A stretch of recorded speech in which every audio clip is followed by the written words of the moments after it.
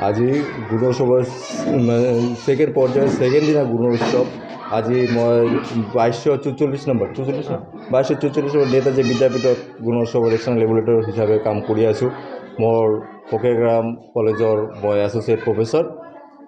ইয়াতে গুণোৎসৱ কৰি মোৰ ভালেই লাগিল। ইয়াতে ষ্টুডেণ্টছৰ এনৰলমেণ্ট অলপ কম, 25-26 ষ্টুডেণ্টছ আছে। মোটামুটি এতিয়া 12:30 নিচিনা বাজে।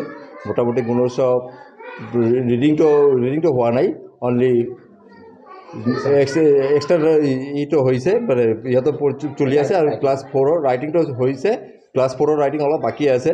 আৰ ক্লাস 1 এণ্ড ক্লাস 2 মোটামুটিভাৱে কমপ্লিট পাইছে। ইয়াতে শৈক্ষিক পৰিৱেশ খুবেই ভাল। ইয়াতে SMCৰ মেম্বাৰ, মাতৃগোট, প্ৰেচিডেণ্ট সকলে আছিল। ৰাতিপুৱা মৰ্ণিং এছেম্বলি ইয়াতে হৈছে, ভালদৰে হৈছে। আমাৰ ক্ৰাইটেৰিয়া যিটো দিছে গোটেইবিলাক ক্ৰাইটেৰিয়া ইয়াতে ফিল আপ হৈছে। ইয়াতে ফিল আপ কৰাৰ পিছতে আমাৰ ভালে লাগিছে, ইয়াতে ভালে লাগিছে। গুণোৎসৱৰ এটা ইম্পেক্ট আমাৰ সব স্কুলতে ভাল ইম্পেক্ট হৈ আছে। কাৰণ গুণোৎসৱৰ মানতে এটা আমি স্কুলত এটা উৎসৱমুখৰ পৰিৱেশ প্ৰথমতে সৃষ্টি হয়।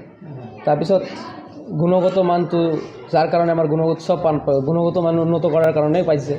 তো সেইকাৰণে আমি বহুত ফলাফল লাভজনিত হৈছোঁ আৰু গুণোৎসৱৰ কাৰণে। যোৱা বছৰ আমাৰ স্কুলে A+ পাইছিল। 2244 নং নেতাজী বিদ্যাপীঠ LP স্কুল।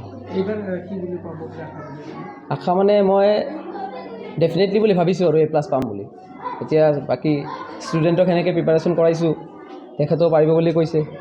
এতিয়া বাকীটো আমি ভগৱানৰ ওপৰত এৰি দিলোঁ। শিক্ষক 3জন। স্কুলতে আমি এক্সটাৰ্নেল ইভেলুৱেটৰটো টাইমমতে আহিছে, আৰু সেইমতে আমি যিটো নিয়মাৱলী দিছিল টাইমমতে প্ৰাতঃসভা হ'ব লাগে, বাকী যিবিলাক কাৰ্যকলাপ চব টাইমমতে কৰিছোঁ। এক্সটাৰ্নেল ইভেলুৱেটৰ ভাল পাইছে, বাকী যিবিলাক মানুহ আহিছে সিহঁতেও টাইমমতে পাইছে বুলিয়ে কৈছে। আৰু আমিও টাইমমতে কৈছোঁ। SMC মেম্বাৰ, বাকী আমাৰ গাঁৱৰ মানুহ আহিছিল বহুত মানুহে, তেখেতেও উপস্থিত থাকি আমি চব বস্তু টাইমমতে কৰিছোঁ।